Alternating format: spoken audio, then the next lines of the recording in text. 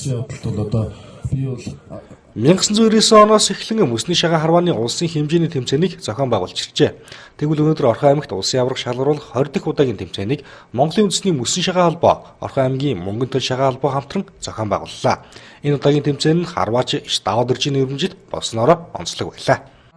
Орхон аймгийн мөсний шагаан энэ жилийн энэ улсын аварга шалгаруулах ахмадын болон өсвөрийн тэмцээн за мөн одоо Эрдэнэтийн цом 2019 гэсэн энэ шилдэг багуудын дундах энэ тэмцээнийг бол энэ жил анх одоо энэ мөсөн шагаан тэмцээнийг энэ одоо спортыг одоо хөгжүүлэхэд өнтэй хөр нэмэлт оруулсан биш Даваад Дөрж гэдэг одоо хүний одоо нэрмжт болон одоо зохион байгуулж байгаа онцлогоо. Өнөөдөр энэ хүү одоо тэмцээнд нийтдээ 7 аймаг 7 дүүргийн 210 гаруй одоо тамирчид бол оролцож байна. Тэмцээний үйл ажиллагаа бол амжилттай бас сайхан одоо явагдаж байна гэж байна.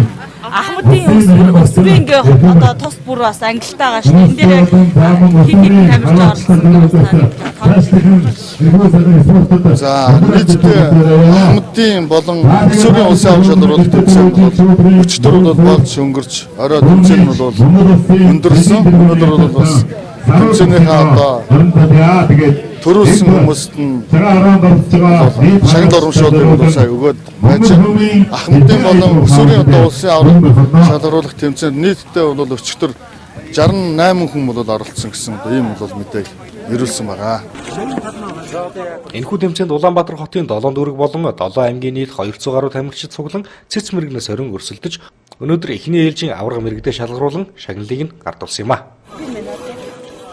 Одоо миний Архангай аймгийн Цэнгэр сумын Харьяат Шарвын Даваад Дөрж гэх хүн бол анх одоо 1999 онд Орхон аймагт энэ мөсөн шагаан анх дахь одоо улсын аваргын тэмцээнийг бол одоо өргөмжил медаль ингээд цомтой нь бол ингээд зохион байгуулж исэн.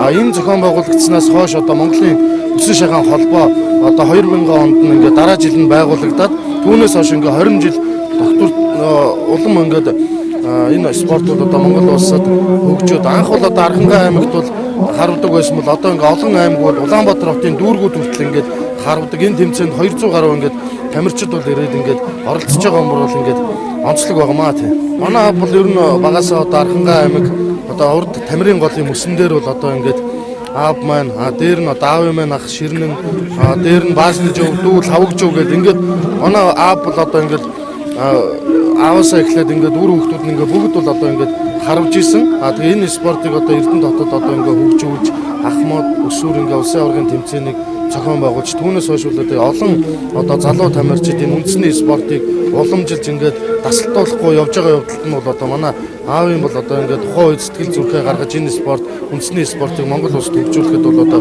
үнэтэй өөр нэмэнд оруулсан гэж бодож байгаа. Мөсөн шагааг эрт дээрээс эрчүүд тоглож ирсэн уламжлалтай хэмээн судлаачид үздэг байна. Халахын зай бандид лувсан пэрлээ өөрийн шавь нартаа эрүүл мэндэд тусдах хэмээн тоглолдог байжээ. Тиймээс ч Архангай нутагт хамгийн өргөн дэлгэрсэн бөгөөд олон мэрэгд харвачид төрсэн байдаг байна. Мөсөн шагаагаар наадах нь хөдөлгөөний дутагдлаас сэргийлэх, хараан хурц нарийн мэдрэмжтэй болоход ач холбогдолтой байдаг байна.